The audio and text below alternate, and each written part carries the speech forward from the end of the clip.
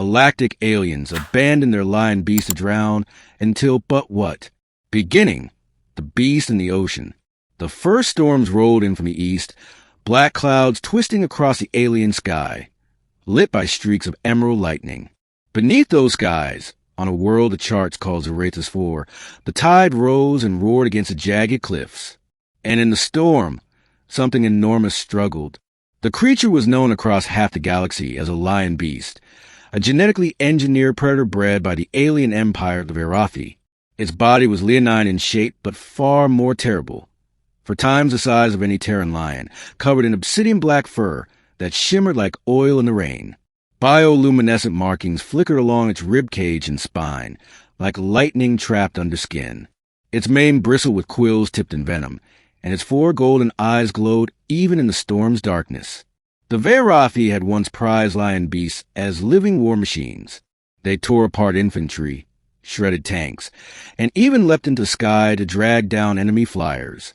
But when the Verathi Empire fell into decline, they abandoned many of their creations, including this one. Now, shackled in chains of alien alloy, the lion beast thrashed in the rising tide. The Verathi had brought it here, chained it to the rocks, and left it to drown as punishment for outliving its usefulness. Yet, as the storm howled, someone was watching. From a ridge overlooking the cliffs, a human surveyor named Kalen Dross peered through binoculars. He had been sent with a small team to catalog abandoned alien tech scattered across Zerathus IV, remnants of the Verathi retreat. But he had not expected to find a legend thrashing in the surf. "By the stars," Kalen whispered. His voice cracked with awe. "It's alive." The others in his crew would have called for weapons, would have warned the Union Navy to bomb the creature from orbit. But Kalen couldn't move. He had grown up on Earth with old vids and half-forgotten myths about the Verathi war beasts, stories whispered like dark fairy tales. And now here one was real, chained, and dying. Something twisted in his chest. He had to make a choice. Middle, the rescue and the bond. The tide surged higher.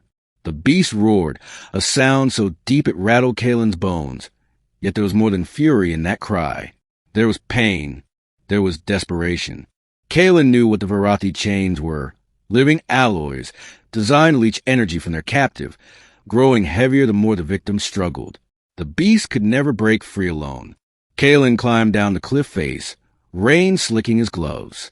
Every rational part of his mind screamed that this was madness. One swipe of those claws, and he'd be ripped in half. But he couldn't stop.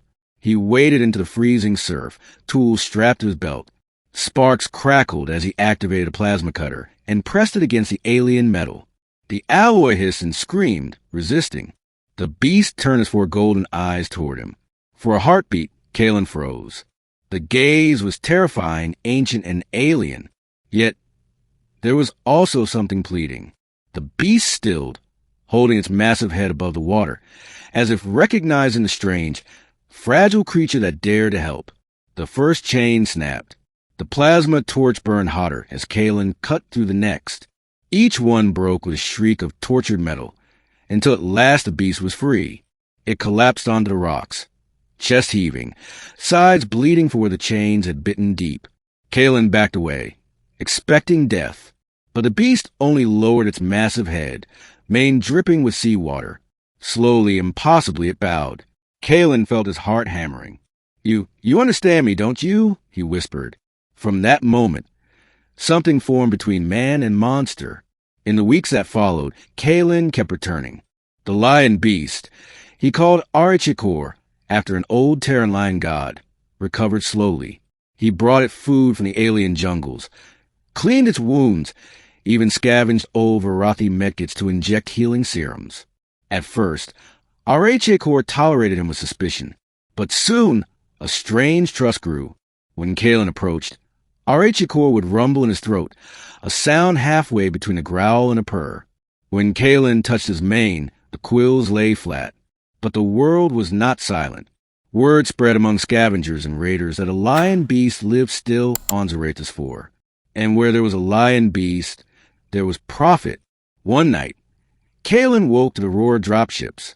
Mercenaries from the Syndicate, armed with ion cannons and shock harpoons, descended on the cliffs. They came not to kill, but to capture. A live lion beast could be sold to warlords for a fortune. Kalen barely escaped the first strike. He raced to the cliffs where R.H. Yakor slept. The beast rose instantly, golden eyes blazing. Plasma nets rained down, sizzling on his hide. R.H. Yakor roared, leaping into the attackers, tearing metal apart with claws that could split armor. But even he could not stand against dozens of hunters. Harpoons stabbed into his flesh, crackling with energy. He stumbled, bellowing in fury. Kalen acted without thinking. He climbed into the cockpit of an abandoned Varathi scout walker, long left to rust. He had studied enough alien tech to force it alive. The engine screamed, limbs grinding, but it moved. He charged the syndicate lines, cannons blazing. The mercenaries turned in shock as Kalen's walkers smashed through their ranks.